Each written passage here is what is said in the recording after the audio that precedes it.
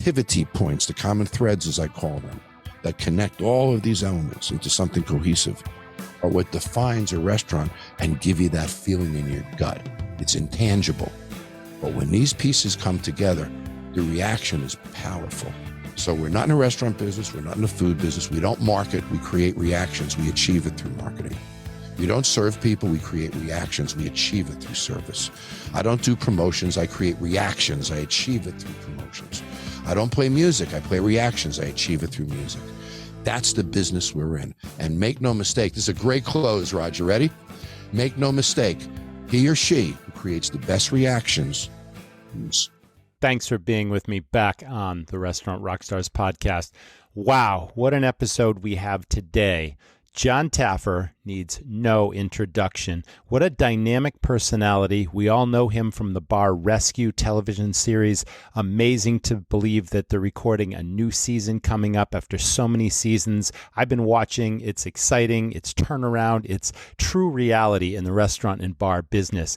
But I was so surprised to learn of John's background, managing nightclubs on Sunset Boulevard in Los Angeles, managing country clubs and resorts that I went to as a child in the Catskills in New York. We had so much in common that all came out in this episode, but we're going to talk all about the ins and outs of running dynamic operations. And John's experience is so extensive. So you're not going to want to miss this episode. Stay tuned. Thanks to the sponsors of this week's episode. Thank you so much for our audience, as always. Now, on with the episode. You're tuned in to the Restaurant Rockstars podcast. Powerful ideas to rock your restaurant. Here's your host, Roger Bodwin.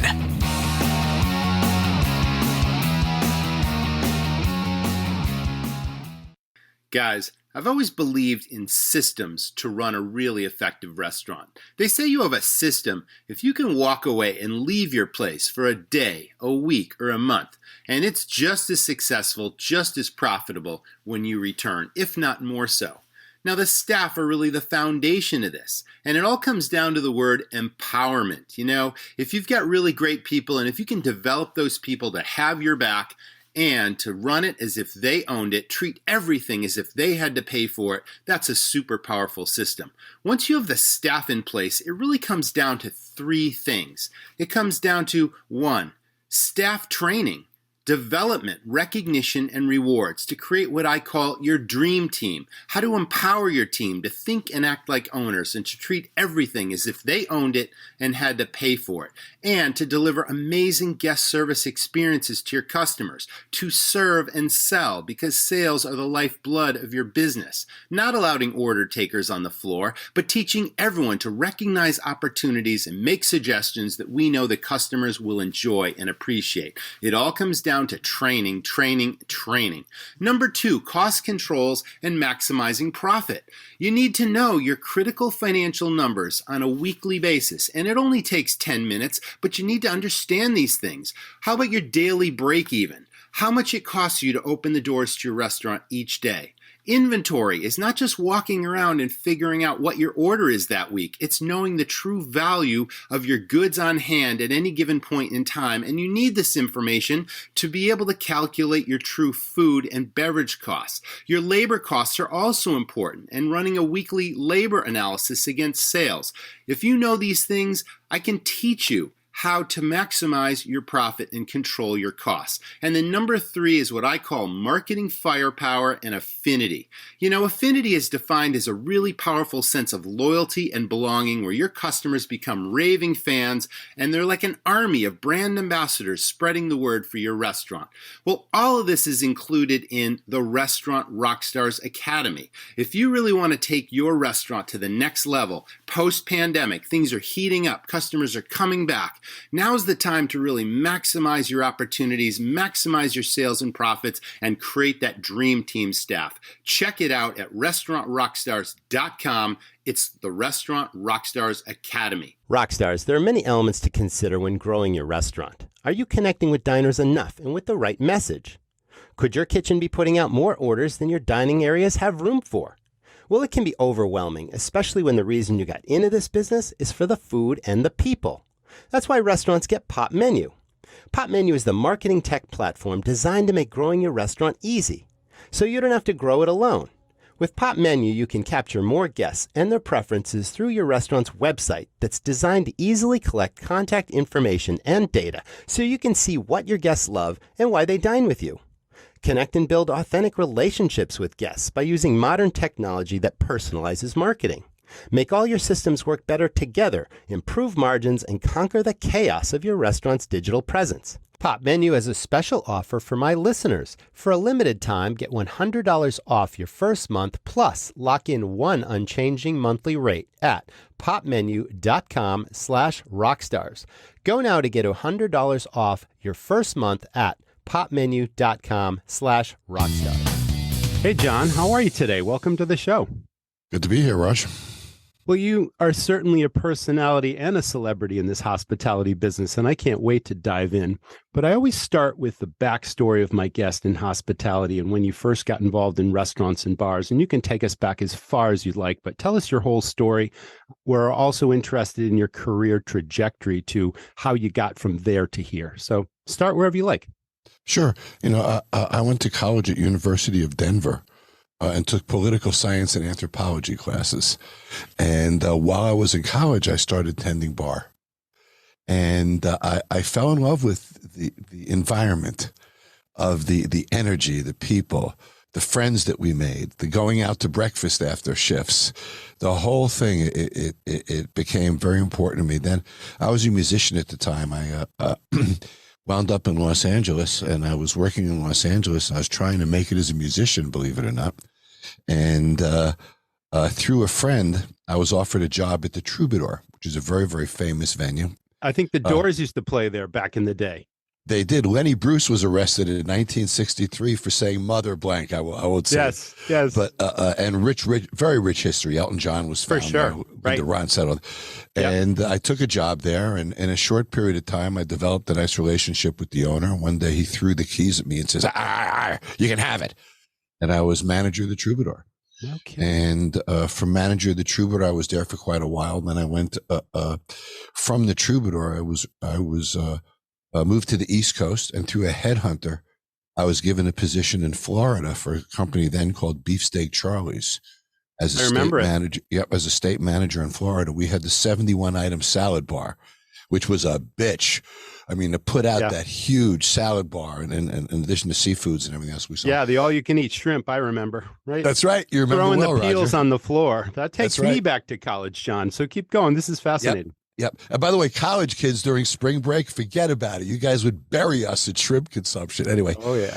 So from there, I did well. And I was approached by a headhunter who asked me to interview at a property in upstate New York called Grossinger's, which was then one of the largest resort properties in the world, a very famous 1,200-acre, 3 9-hole golf courses, our own ski mountain with lifts, the first snowmaking equipment ever in America, a lake, of course, and about, at the time, 1,700 rooms, and about $1 million a month in food and beverage. This is around 1976. I remember this well, John. My family, believe it or not, when I was younger growing up, we'd always go to the Catskills, and we went to a competing resort called the Concord. Of course. And that was a the famous hotel. And all these places had the live entertainment with the, the Hollywood stars and the Las Vegas acts and all that kind of stuff. And the food was over the top, and the golf courses and all this you mentioned. And this is my childhood. We did go to Grossinger's once, so I remember that. And I believe they even had a branded rye bread that you used to buy in the supermarket. We did, a Grossinger's rye. Yeah, exactly. But these were huge properties. They were American plan hotels, Roger, right? So everything was, there were no cash registers anywhere in the property. Right. Everything was included. My parents loved it. And we had daytime activities, nighttime activities. So running Grossinger's as a food and beverage director, I had the golf club, the food and beverage related facilities connected to the golf courses and golf clubs. I had the convention center, all the food and beverage connected to convention center, from setting up events to the food and beverage and the planning and all the operations of convention activities. Then I had the restaurants. Then I had room service. So it was quite a responsibility for a young guy. I was in my late 20s at the time. Oh, absolutely. Wow. Boy, I learned a lot there, Roger. And from there, I was recruited by another headhunter after I was there for a few years.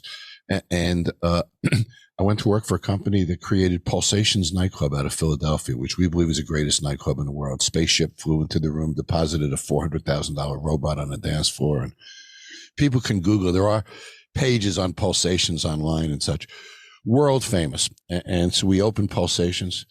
I will never forget, Roger, in 1981, when I opened Pulsations, we did 83, forgive me, we did $647,000 our first week open. Unbelievable. Which was real money back then. Back then, oh my God. Real Like money. even in today's money, you talk about a venue hitting that, and we're talking about, some larger venues today. But in those, in today's money, that is absolutely huge. And back then, this is fascinating. Keep going. This is great. And at Pulsations, I was approached by another headhunter.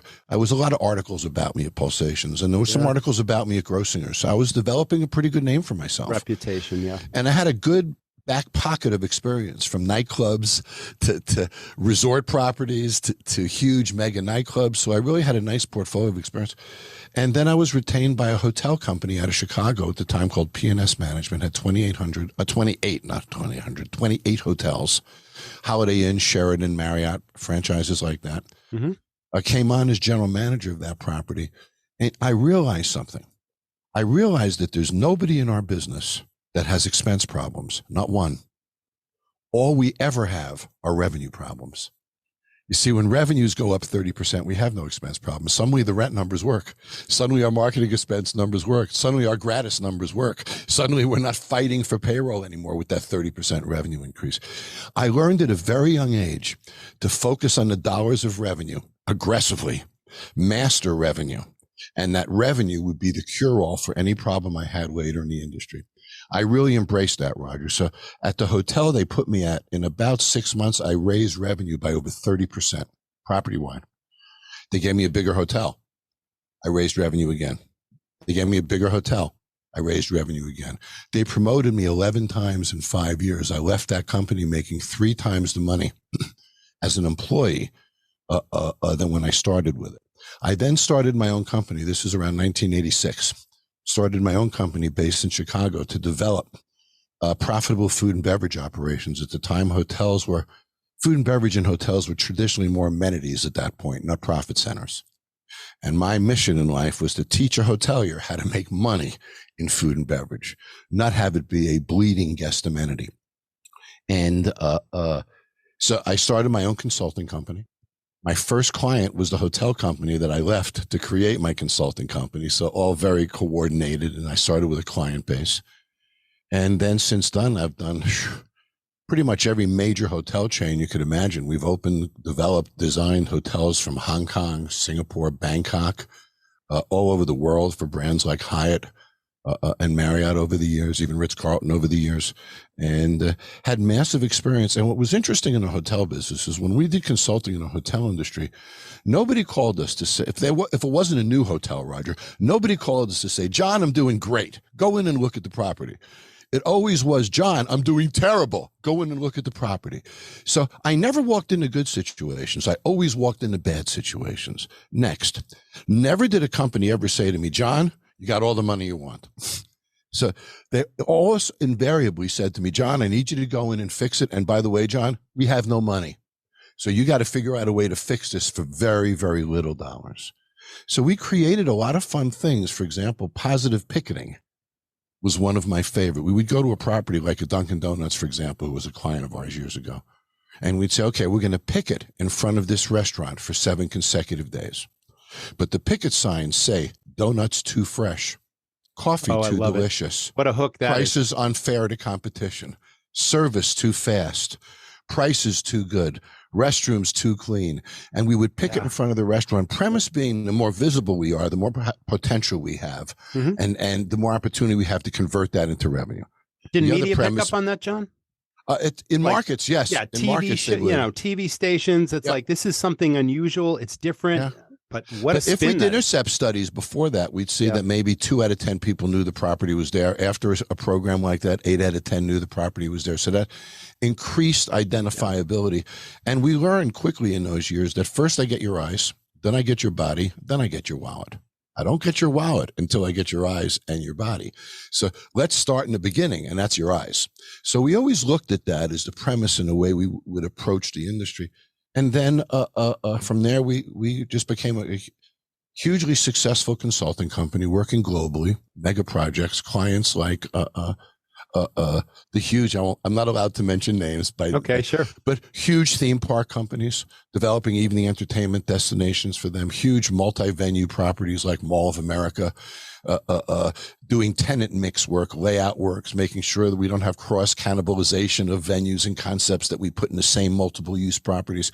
We got very sophisticated in the understanding of multi-venue development and a demographic and psychographic placement of each one, and gridding out patterns and spends, and making sure that we went to a property that we didn't cannibalize check, that we raised check, but we raised experience, and all those kinds of things. And one day, I'm going to get you up to today pretty quickly. One day I'm giving a speech in Las Vegas, which I'm sitting right now. I live here.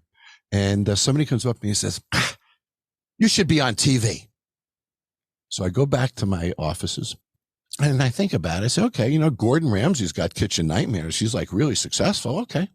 So I write something up called On the Rocks. Good name. And it's a cross Great between Kitchen Nightmares and Mission Impossible. Yeah. So they would drop me in a restaurant, Roger, and I would have files of mixologists and chefs, and I would pull out my team like the beginning of Mission Impossible, and then I would help the restaurant. You bet. Yeah. Now, awesome. I had been a consultant to Paramount years earlier for Bubba Gump Shrimp Company. So that license and rolling that out, which is a story into itself, which was when Rusty Pelican went bankrupt, they converted to Bubba Gump and it saved their company. But in any event, we worked for Paramount then. So I had relationships. So I called my buddies at Paramount. I said, listen, I'm trying to work on this thing. Can you get me a meeting with some of the TV guys? I want to see if I should even waste my time on this or not. So courtesy meeting. They got me a meeting with the TV team at Paramount. I drive through the big gates, Roger. I'm in a movie studio. I go into the boardroom. All the TV guys are sitting there like this, and it's a courtesy.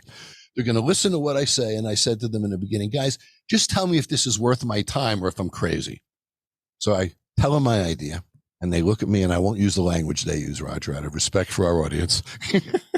They looked at me and they said, John, you will never freaking be on television. You're too old. You're not good looking enough. It'll never happen. So I leave, a little bummed out, of course, get in the car, drive through the big Paramount gates. And I say to myself, I'm going to make my own sizzle reel. Only I can say no to me. I produced a 4-minute sizzle reel in a friend's bar in Hermosa Beach. It was empty on Saturday afternoon, full on Sunday afternoon for football. I went there with it empty. I did my thing. Next day I came back with it full. We created the sizzle reel. I sent it to 4 production companies I had absolutely no relationship with. Got 4 out of 4 offers. Not surprised. You are not someone that we believe takes no for an answer, no matter what the situation. And you I have tenacity. Spun that around too. Oh, absolutely. This is great. So I learned then that I wasn't going to go for the best offer. I wanted the best company. So I signed with a company called 3Ball, who then had The Biggest Loser, Roger. Remember that TV show? I do. So they were very successful reality producers. They were class. I said, okay, that's the kind of company I trust to do my show. Makes I sense. signed with them in less than a year. Bar Rescue premiered on television. That's now 13 years ago, 240 some odd episodes.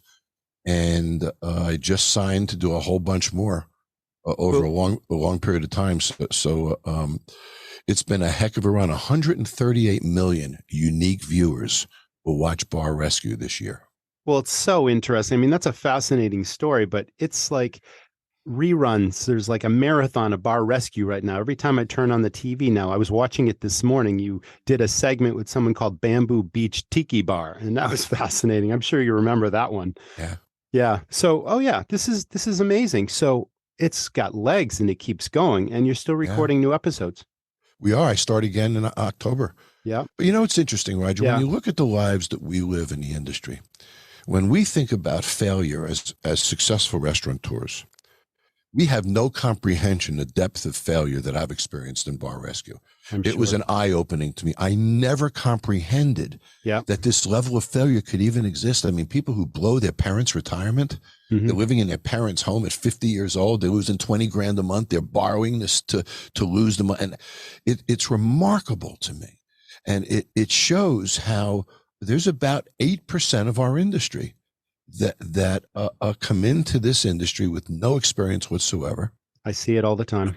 Improper intentions, right? Social purposes, or, just ego, or I've always wanted to do this. I know. It's they perceive it as this glamorous business, and it's like, oh, I love having dinner parties at my house, and we get all these recipes, and people say our food is great, and we should start a restaurant. Let's cash in our 401k and let's go for it. And it's like, people have dreams. They're sick of their jobs, and it's like, okay, I think I can do that. But you know what? So many restaurants, and I'm sure you will agree, are running or trying to run restaurants, but they're not running a business. And those are two different things. And we see it every day in your work on the show, but it's like, that's the reality. And it pains me so much to see business failure of any kind and how much is on the line and the devastation it causes. And, all for the American dream. And some people make it. And this is one of the most challenging businesses on the planet. I've been in lots of businesses, but this is definitely one of the most challenging.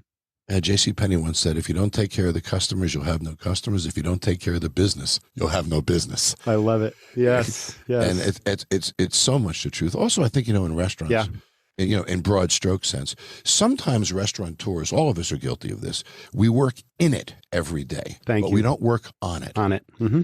And delineating that time and saying, okay, 2 days a month, 4 hours a week, however you want to delineate that time, but identify the fact that growth comes from working on it, not in it typically, right? We're I believe, we're one idea away from our next million, $250,000, 10 million, whatever it is based upon the size of the company. How do we find that idea when we're working in the business transactionally or production-wise every day of the week? We don't find those opportunities. So some of the greatest things and opportunities come to me because I'm not working in it when I get there. All I have to do, Roger, is work on it.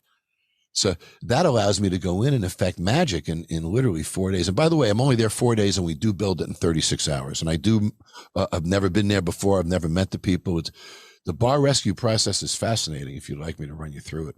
Yeah, I do. I absolutely want to touch on that. But let's talk on something that you triggered. I mean, running a business versus running a restaurant, working in it, not on it. And so many operators are guilty of this. And yes, there's plenty of successful larger restaurant groups that have their systems dialed, but we're talking a lot of mom and pop independent operators with 1 or 2 locations, and they don't have the systems. They don't know what the systems are. They have no financial savvy. It's like they're shooting from the hip. They're tied to their business 7 days a week. It's like they're missing their kids' soccer games and graduations, and they're trapped. They are trapped because the business is running them, and I know you agree with that. Yeah, absolutely. But I think the key here, John, and please, I want to know your thoughts on this, but I hate the word manager or management because that does not imply expertise or competence. It's simply someone's got a title. Maybe they're on a power trip. Maybe they tell people what to do. That's delegation. But leadership is a huge departure from that, and empowerment and recognizing talent in people and being able to nurture and develop that talent gives the owner an exit strategy so that they can come up with the big ideas, because now the staff have their back and the staff are well trained and the staff are delivering amazing dining and guest experiences. And they're running the place as if they owned it because they've been incentivized to do so. That's my philosophy. That's how I ran my business. But on the show, reality show or not, there is a lot of reality behind what you present. And we see a whole lot of failure happening before you step in and kind of give them a slap upside the head and show them the reality, what the reality really is, It's interesting. You train and teach people like I do, Roger. Understanding the premise of food costs, 30% of every dollar you receive, is pretty simple. Sure. Understanding that you have to count your inventory and make sure none of that disappears so you achieve that 30%. Not rocket science, by all means. A lot of them aren't doing it. They think inventory is figuring out what the order is. But that's my point, is it's simplistic. If you look at it in a compartmentalized way, tracking my inventory, piece of cake, it's right? Foundational element. Understanding my theoretical, there's software programs. And look, in my Taffer's Tavern, we don't even have a traditional stove in Taffer's Tavern. It's all sous vide. Everything is done. So we run 60% less labor costs than a traditional restaurant by design. So there are systems and machines and push buttons and all sorts of things today to make an operator more consistent and more efficient. I went to NRA this year, of course. I was there as well, and I just missed you, I guess. I was there Saturday, Sunday, and you were coming in Monday, I think, and I wanted to see you face to face, but I flew out Sunday night. But wow, every year you go, it is such an eye-opening experience, and now so much of the show is devoted to technology that's Yeah. literally replacing labor. That's what I was going to say. Because of the labor crisis. So tell us your take on that. So about 5 years ago, there were 5 robotic booths. This year, there were almost 200 robotics booths. Unreal, isn't it? Yeah. And you think we're an industry. We're an industry that produces product in real time. I don't resell T-shirts. I don't resell men's suits or shoes. I produce my product in real time. So I must have the production facilities to do that. Yes. I can't get the people that I need today. And this has been a challenge for a long time. It isn't just current. Working with the NRA, we've struggled with human resource and finding employees for 25 years. Sometimes it's worse than others, but it's always been an issue for the National Restaurant Association. I wasn't aware of that. Yep. For 25-year history, they will tell you that we've always fought to fully staff our industry. So, during the Trump administration, employment was very low. It got a little tougher. Now employment is very low. It's tougher. Mm-hmm. So we think to ourselves, okay, I need to find people. I can't find the people in quantity that I need. Next, the people that I find are often new Americans. They might not have English as their first language. True. Not as easy to train as somebody who has English as their first language. So I not only have a quantitative problem, I have a challenge in training and communications and all those types of issues. So the solution is technology, Raj. That's where we're going. Technology is consistent. It does it the same every darn time. You can manage quality in incredible ways, Through sous vide, which is a Michelin 5-star chef approach to cooking, we've been able to provide consistency and quality that we think is really, really unique by eliminating the human factor and relying. So I think this is where our industry is going. I don't think there's any way to stop it. And based on the trends, our human resource problems are going to continue. So this is our only alternative, in my view. Let me introduce you to GoTab. GoTab is a restaurant commerce platform with a suite of solutions, including POS, online ordering, mobile pay, and even a kitchen management tool. Now, I'm all about maximizing sales, but did you know that operators using the GoTab platform see 35 to 50% higher check averages and 20% higher tips? Now, that can be a real game changer for your bottom line. The GoTab platform empowers you, the operator, to run a leaner and more profitable operation. Listen to what GoTab customers have to say. Kent says with real-time analytics, we can manage our plate cost. When we switched to GoTab, we were able to lower labor cost and increase wages. Ian shares that our chefs and managers love to use GoTab. The back end is well thought out, intuitive, and easy to use.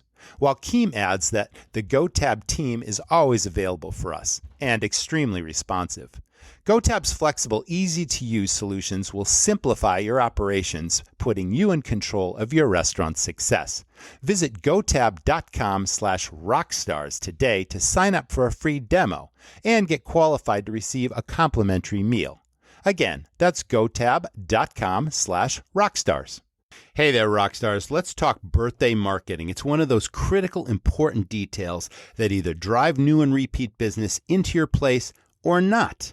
Now, very few of us are real expert marketers, but why not a program that's done for you, that targets all the customers in your area that are having birthdays? Everyone has a birthday. Why not speak to my buddy Dyson Barnett? He's a former restaurant owner-operator. He knows this business, and now his company delivers birthday customers, and it's all done for you. Pick up the phone, contact my buddy Dyson, check out the link in this episode, and why not get some marketing that you can track, where you know exactly if it's working or not and what the return on investment is, because so few marketing dollars that restaurant owners spend is trackable. So that's key.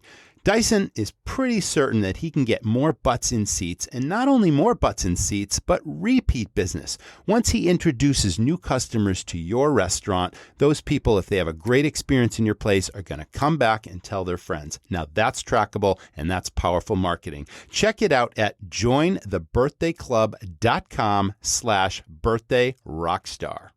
I see it on the cooking side, John, as being a huge benefit, but I guess what most concerns me is if you've got a true passion for hospitality, you never want to lose the guest interaction and touching each guest in a personal way. And you certainly don't want to replace people with technology if it interferes with that magic that happens. Part of the reason why people go out to eat is they feel like this is my place. It's like I'm a regular, I'm a local. And if you're doing your job right, you're treating every new customer walking in the door as if they're an old friend, and you can't replace that magic that happens whether you've got a food truck over the counter or you've got a full service sit down place.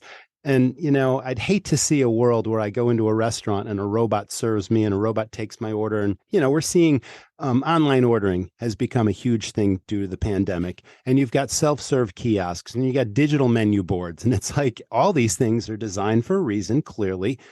But some of that overlaps into losing that personal touch. And I think that's I couldn't agree with you more. So I put a lot of technology in the back of the house, none in the front of the house. Great. Okay, I don't have works. tablets on the tables. I don't even like digital menus. I like to hand you a paper menu. I like the interactivity. If you look at the science of menu engineering, you're going to order very different items when you're looking at a whole menu than when you're looking at a section of a menu on the screen. Right. I can't move your eyes. I can't box. I can't shadow. I can't draw attention. I can't manage my sales mix. I can't do any of those things with digital menus. So I'm with you. Roger, I couldn't have said it better. I'm all about human connectivity, looking in people's eyes. Brands are what we do, not what we portray. We can portray through technology, but we can never connect through technology like humanity can. So I agree with you. I hope we don't lose that. I see too much of it happening now. And it's an easy route for some companies to take, but I think brand equity disappears when they start to put a technology in the front of the house in that regard.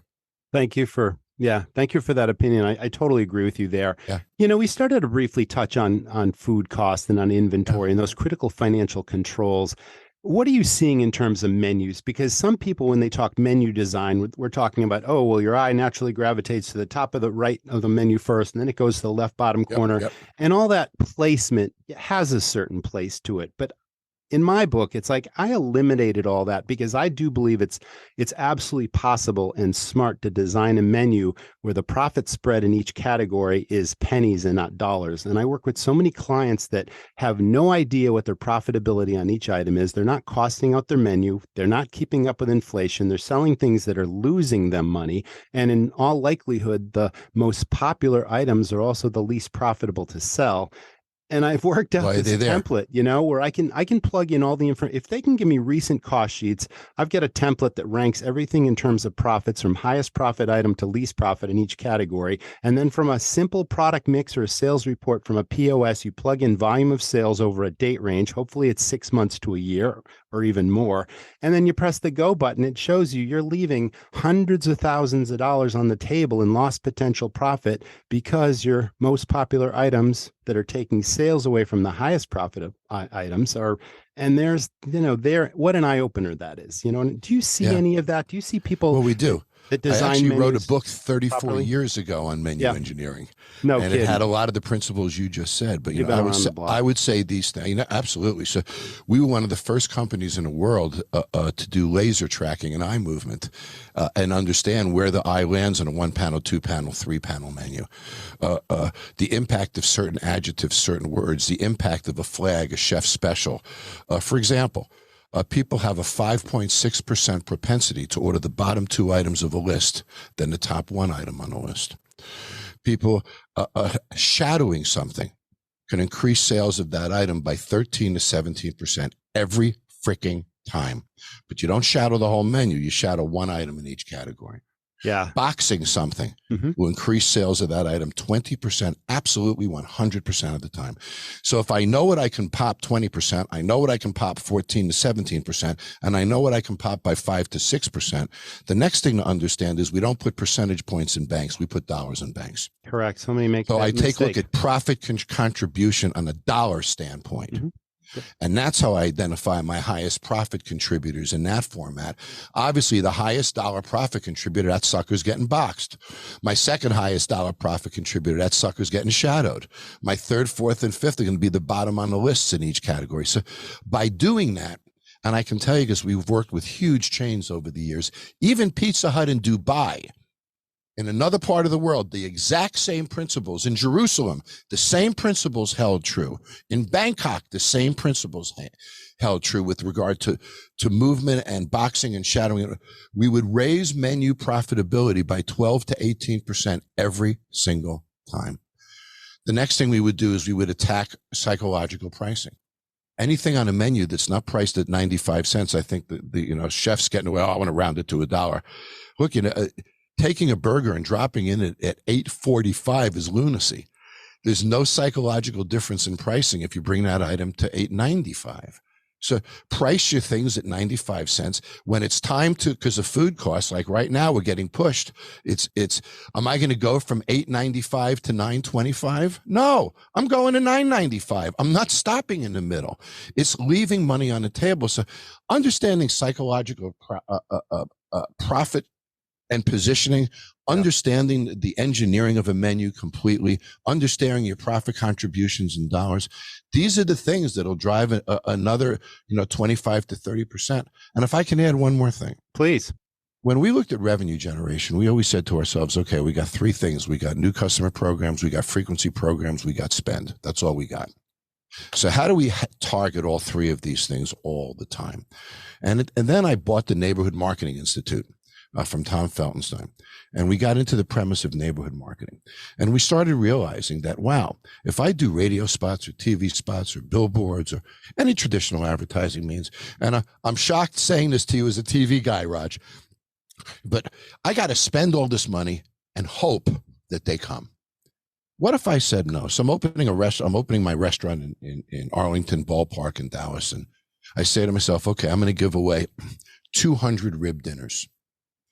And my research shows that if an individual comes to a restaurant for the first time and has a fantastic experience, the statistical likelihood of them returning for a second visit is about 30%. If they come to that restaurant for a second visit and have a second flawless experience, the likelihood of a third visit is about 42%. But if they come, and this is tens of thousands of guests tracking to tell you this data. Yeah. Mm-hmm. If they come for a third time, the likelihood of a fourth visit is 72%. So don't market to one visit, don't market to two visits, market to three visits. So I'll give away a free rib dinner. You get a postcard from me, Raj, says, come to John's restaurant, get a free rib dinner. You look, there's no restrictions. Doesn't say you got to be with somebody buying dinner. Doesn't say you can't come Friday night. None of that stuff. Not get a tour timeshare. Right. So you come in, you drop your card on the table, you get a whole rib dinner, corn on the cob, ribs, everything. If you want a glass of water, you're not going to get a check. Beautiful. But when you come into the restaurant, my hostess is going to ask you, have you been here before? If you say no, when she seats you, she's going to put a red cocktail napkin in front of you. Everybody else has white cocktail napkins. You got a red cocktail napkin. Every person in that restaurant now is your first-time customer. You'll come in, you'll order your rib dinner. The manager will come over in the later part of the meal, say, how was your rib dinner? You say, oh, it was fantastic. I loved it. Awesome. You got to try the chicken. I pull out my business card. I write on the back, $5 off chicken. I sign it. Come back. My name's John. I'm the manager. Come back and have the chicken.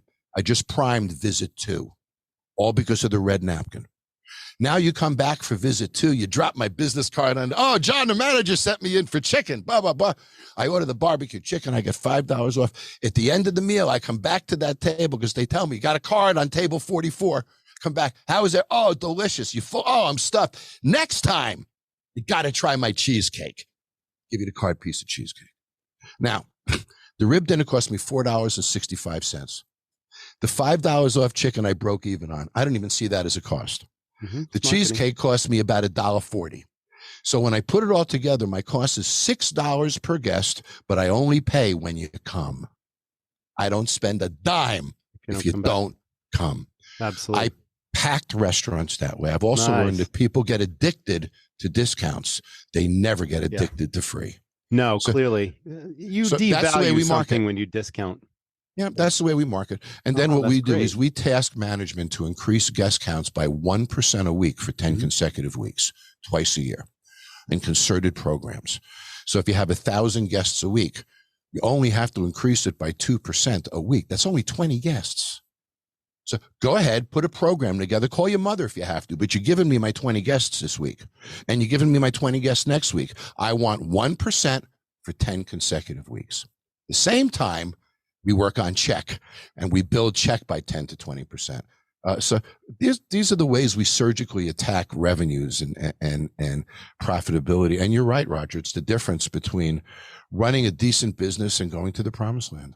You know, that was brilliant marketing. I want to throw something at you that I did for years until I didn't need to do it again. But whenever I opened a new restaurant, I always had cash cows, you know, that cost me virtually nothing to give away. They were super profitable on the menu because the value was there, clearly the perceived value. It was a nice presentation, the sights, the sounds, the smells, all that kind of stuff. I printed up these 4-color business cards and I went around to non-competing businesses in like a 5-mile radius, like retail stores and a movie theater and bed and breakfast inns, introduced myself to the owner and manager and said, hey, I'm opening a new restaurant. I'd really like to give your guests a free whatever it was, the cash cow, just to give, you know, to introduce them to my place. And here's the kicker. If you send me that business, if you stamp the back of that business card with your identification, I'll give you 10% in back before tax in trade at the restaurant. Some of these businesses sent me $10,000 and $15,000 in new business over the course of months. But then I wanted to get them back again. You talked about touching every guest in a personal way, the red napkin, everybody gave them first-class treatment. I wanted to get you back. So we delivered a good experience, clearly, but then lottery fever, right? When was the last time you were at a convenience store or a supermarket when someone in front of you wasn't buying a lottery ticket, right? There was billion-dollar lotteries not so recent ago. I came up with this idea of branding a lottery ticket that looked like a lottery ticket, and it was a scratch off, but it had our logo on it and our name and all that kind of stuff. And we put that in the check presenter after that first visit from that guest. And we said, hey, you know, we hope you win something. Well, every ticket was a winner, and they'd immediately pull out the quarter and scratch it off after they paid the check, and it brought them back in again. And they would win another cash cow, which cost me virtually nothing. The check average for a 2-top was about $75 or $80 back then. And I thought, okay, after these 2 visits, I think I got you for life. And that filled my seats when I was opening a new place. And then we didn't need to do it again until we opened another restaurant. So similar ideas, but yeah, you got to think out of the box and be creative here. And you certainly did. We did something called the Express Lotto Lunch. Let me hear about that. I would go to the state lottery. I'd buy real instant win lottery tickets. I'd buy dollar tickets for 80 cents because I was giving them away, not selling them. Mm-hmm. I would create a special lunch express menu, 8 or 10 items delivered in 15 minutes with a lottery ticket. The 80-cent cost of the lottery ticket was engineered into the cost of the item, so it was completely sustainable. It wasn't a one-time deal. They would come into the restaurant, they would order their Lotto Lunch Express item, and they would scratch those tickets, and it would be, let's say, 6 secretaries from upstairs or 4 executives from upstairs. They're all scratching the tickets together. They're laughing. One guy wins $6. It becomes like a massive thing. It was one of the most successful programs I've ever had, is by attaching to the a lottery program for lunch. So, you know, things like that are very powerful. We also used to send envelopes out to our key mailing list and say, in this envelope is a coupon from $5 to $50 and anywhere in between, but only your hostess can open it in a restaurant. Oh, so yes. People would come in with the secret envelope. Yeah, the sealed envelope. And they would come in, I got a secret envelope. Okay. So we'd sit you down, and when you sit down at the table, you'd open the envelope and you'd see what was in it. And they weren't all $5. We would have some fun with it. We would give away some 50s and such. But, you know, these programs are really powerful. I remember years ago, we worked with the Palms, and we wanted to give away a free lobster on people's birthdays. And they said, oh, we're the Palms. We can't do something like that. So we put together a really cool invitation. In the invitation was a pocket that a lobster bib went in, and it said, on your birthday, please present this card, blah, blah, blah, and have a free lobster for your birthday. Well, people don't come alone to have a lobster. They're coming with 2 or 3. Absolutely. Yes, I mean, you'd bring your buddies with you. Always. You're going to have some wine. You're going to have some drinks. It's a birthday party. It was a hugely successful program, and that's giving away a high item like a lobster. So, you know, marketing is understanding that marketing must provide value to the guest. It doesn't mean absolute value. It could be perceived value. It could be experiential value. These things make a huge difference. So being creative in the way we position things like your lottery tickets or my lunch lotto program or the red napkins programs, these are the things that build loyalty. And it's full circle. None of those things would happen, Roger, if technology was between us and our customers. But, you know, it's almost a full circle conversation. It's the human connection of those programs that makes them work. But it also goes back to what you said before about the working on your business. This is working on your business. If you're in the trenches 7 days a week, like just trying to get the food out, it's like you're not thinking of these ideas that are going to drive exponential business and save your business and really, give you an advantage over the competition. So that's why you need your staff to run the place as if you, owned it, as if they owned it. So thank you for sharing. I mean, this was like a mini marketing lesson, and I'm sure the audience is rapidly taking notes. I got to try that. It'll work in my place. So thanks for sharing. Those are great ideas. Sure.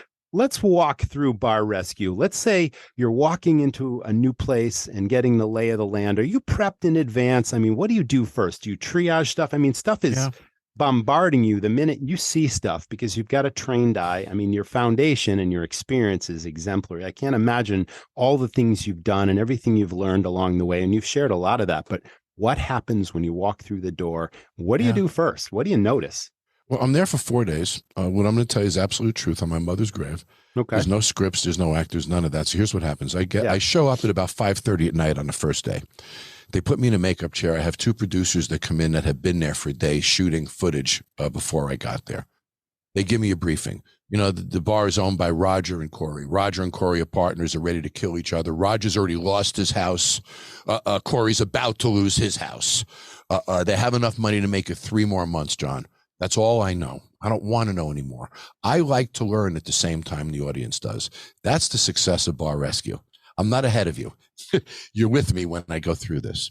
So now I'm going to go in for recon. I don't really know much of anything, what's going to happen when I go in. I don't know who the people are. I don't see casting reels on purpose. I provide standards. These are what I want. I want employees. I want a manager. I want a kitchen. But I don't see casting reels. I don't know the names of the bars till I get there. I am really completely ignorant. So I walk in for recon ignorant, except knowing the partners and the debts and the financial scenario. Your wife's ready to kill you. You don't have money to send your kids to college. I mean, that's the kind of background stuff I get.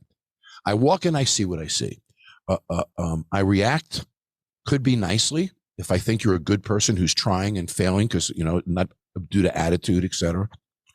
If you're a jerk who's, screwing your wife and children because of your own laziness, I'm going to go at you that way. And I don't know what I see. So I go in, I do recon. At the end of recon, whatever happens when I walk out, the cameras stop. We put all the ownership and employees in vans in the parking lot, and I go in and design the bar that night. So now it's about 11 o'clock at night. Cameras have stopped. I'm handed a demographic report that I've designed that gives me some demographics and psychographics of the market area. Yep. I'm given another document that gives me competitive information. So I understand there's 5 sports bars, there's 10 of this, there's 10 of that. So I can sort of match the concepts and the market demographics. I then have to look at the space and come up with a design that moment. So I look at the horizontals, I look at the verticals, I look at the floor plan. I try to come up with a concept there. So we come up with an initial physical design. I have 57 in my crew. 8 of them are in my construction department. So they'll set up a tent. We can do millwork, all sorts of carpentry work in our tent. Awesome. So at the end of that night, my team has our general marching orders. We're going to build this. It's going to look that way. We're going to target this. This will be our key areas. This is what we're doing behind the bar. This is what we're doing out front. So we have a general list. We go home. The next day on TV is day 2. You see training and stress test. What you don't see is I'm finishing the design with my team off camera. I got to find bar stools, wallpapers, flooring, ceilings, technology, lighting systems, sound systems, video systems. Right. Bar you find stations. all that locally, or it's well, like here's you've got the problem. Resources clearly, but I have to get it all. I have to get it all within 24 hours. Yeah, just like that. Yep. So you'll see if you look carefully, Roger, you'll smile when I'll tell you this. Often the chairs and bar stools don't match because I can't get 60 of the same kind. I can get 10 of these, 20 of these, 30 of those, because it's all moving so quickly. Of course. So the design gets adapted in real time to what I can truly get. Okay. So now I can't get this stool. So now that finish doesn't work. So now I got to change this finish to accommodate the stool I can get. So by the end of day 2, at the end of stress test, the logo's to the sign maker. The branding and logo is done.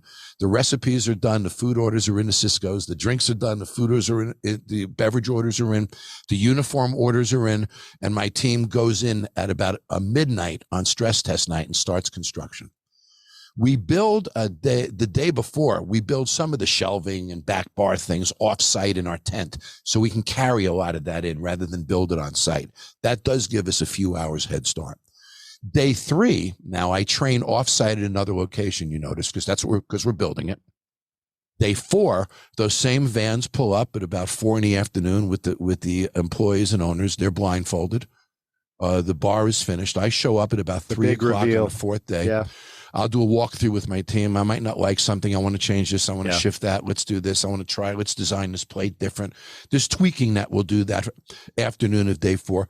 They come out blindfolded. I show them the bar, hang for an hour or two.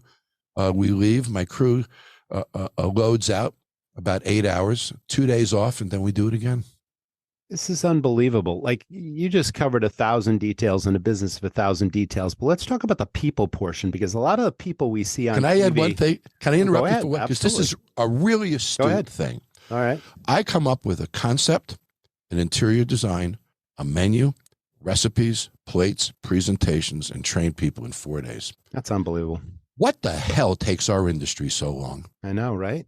Why does it take us months to roll out menus? Why does it take us weeks of meetings and discussions to do training? I mean, time is money. If there's anything that I've learned from Bar Rescue, Roger, it's that whatever we do in our industry, we can still do it smart and do it a lot faster. Unbelievable.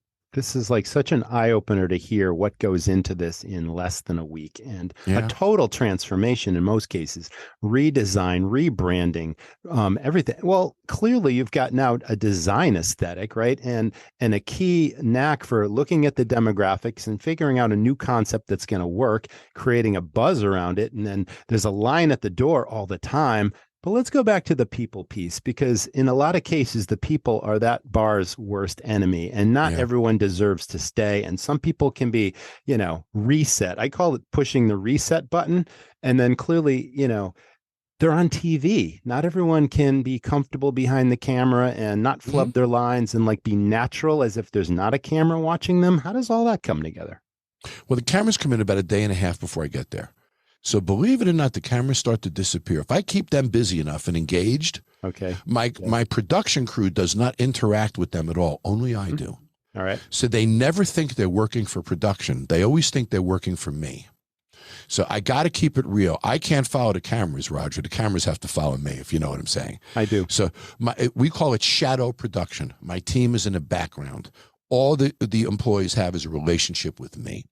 So they react to me. I keep them focused. I keep them busy. The cameras disappear. You can tell, because look at the fools people make of themselves. Obviously, if they were thinking the camera was there, they wouldn't have done it.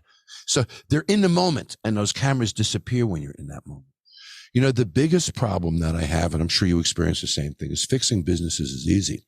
Fixing people is really, really hard. And you have to understand what is the blockage that's blocking this person from success. And you look at people and is it the ego, that they're too big to sweep their own floor. They're too important to have to sit down in an office and do numbers or train employees. Or is it, a pride, that they're failing and they don't have the pride to change course or to challenge their own decisions? Is it fear?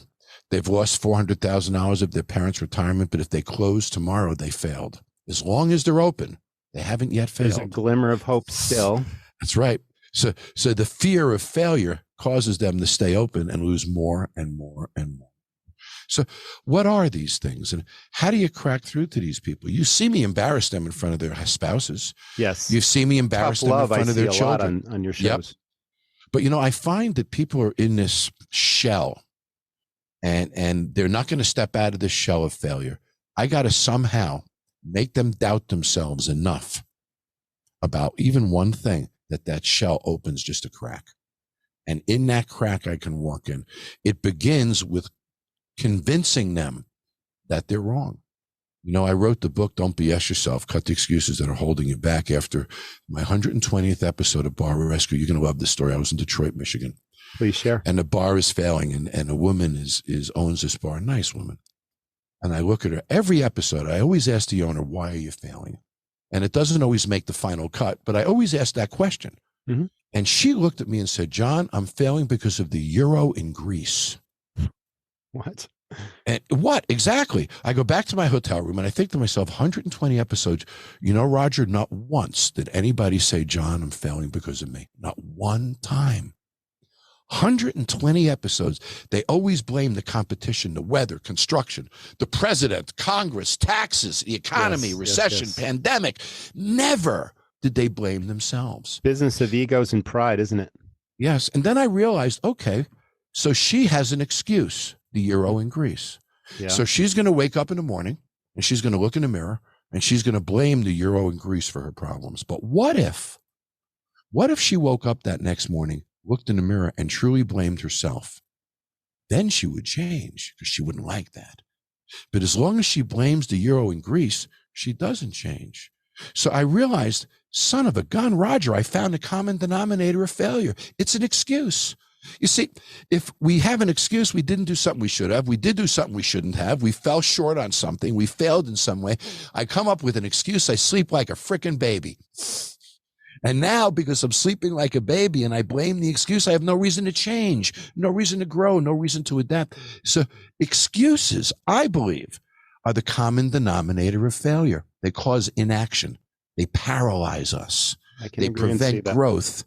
And that experience had me write that New York Times bestseller, Don't BS Yourself. Really, really powerful. So I say to people, whatever your situation is, it's on you. Look in the mirror, own it, and then change something. You know, there's a certain amount of drama that goes with TV that gets ratings, and that's certainly a part of what you do. But there's also, you know, there's a compassionate side of John Taffer, and then there's an aggressive side of John that goes in and really gets attention to people. And we've seen, you know, liquor bottles smashed on the floor and yelling at people because there's mold in the ice machine and all that kind of stuff, which makes for great TV, but it really scares the hell out of people, doesn't it? And it really is an eye opener, like, oh my God. And it's like, they'll follow you to the ends of the earth after that, won't they? Yeah, they do. You know what's amazing, Rogers? At the end of the episode, I get that hug. That's and right. There's only one episode that I didn't get a hug in. But you don't hear what they say to me because the microphones are on our chests. So when we hug, we cover the microphones. Yeah, it's muffled. Yeah, the things they say to me, Roger, are unbelievable. John, you saved my life. John, you saved my marriage. You know, I'm talking to my kids again. I have hope again. Thank you. And I find the ones that fought me the most, that I got the loudest with, give me the tightest hug. Wow. How gratifying is that for you? Because we talked earlier about how rampant failure is in our business and the odds of success and why people get into this for the wrong reasons. But somehow you give people that don't have a clue about what they're doing, not only do you give them hope, but you give them the tools to change the business and change their life and their approach to how they run things. That's really the beauty of this show. So when you walk away. What a blessing. Yeah, I mean, I can't imagine to be able to do that every week. Yeah, that's unreal. Again, so I said to my wife way ago, and I've said this before, at the end of the show, two things happen. I get a hug and I get a check. A hug sort of means more than a check these days. Mm-hmm. Sure. It's very inspiring. So when you get that hug, you fight harder next time. You know, think of this, Roger. I show up in this guy's place. He's got enough money to make it 2 more weeks. He's in debt $300,000-$400,000. He's broken, man. His wife has lost faith in him. His kids are just no. His life is unraveling. He's losing everything. He's got enough money for 2 more weeks. I'm his last chance, Roger. Yeah, the life preserver, right? The Hail Mary. If I don't do everything I can to fight for this guy, no matter if I got to throw a bottle to wake him up, I'm throwing that bottle. Whatever I have to do to help him, I have to do. And if I don't, how dare me? Unbelievable. So do your producers find the candidates of the bars that you serve, or do you have a part in that? I mean, there must be lots of failing businesses out there that would love to be on Bar Rescue to be saved. I mean, how does that process work? Well, you can go to johntaffer.com. There's a way to apply there. You can also apply at the Paramount site. But we have a professional casting company that looks at all of these applications. They go around the country. They look at the bars. You know, we do look at financials. I'm not going to have somebody lie to me and say they're losing money to get a free remodel. Yeah, of course. Right? I want real stories of real people. Hardship. I want real stakes. Yeah, I want something on the line, Raj. You know, I want your house, your family on the line. I want this to mean something to you.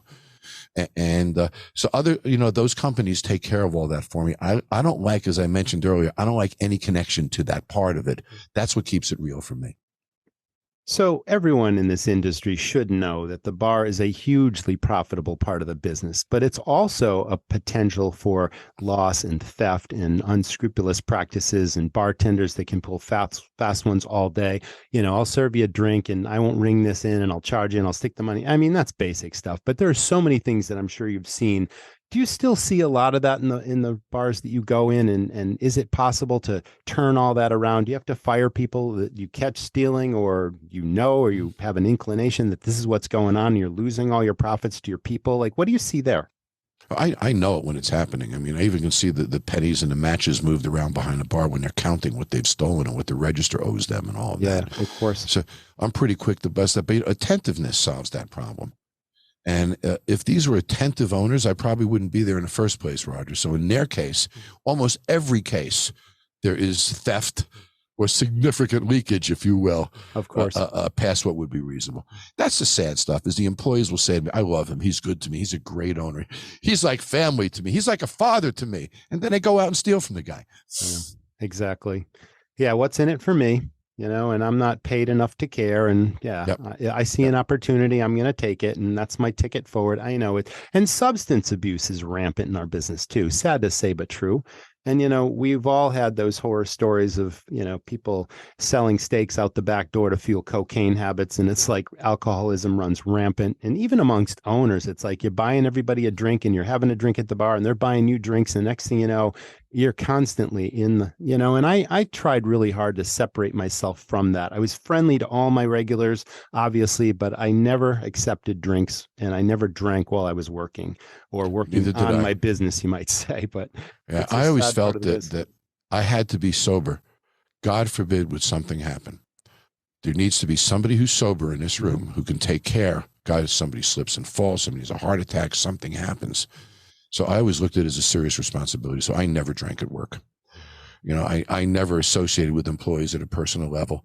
I'd be nice and all of that. Yeah. Many years ago, I owned a bunch of steakhouses and I went to my unbelievable general manager's house for dinner.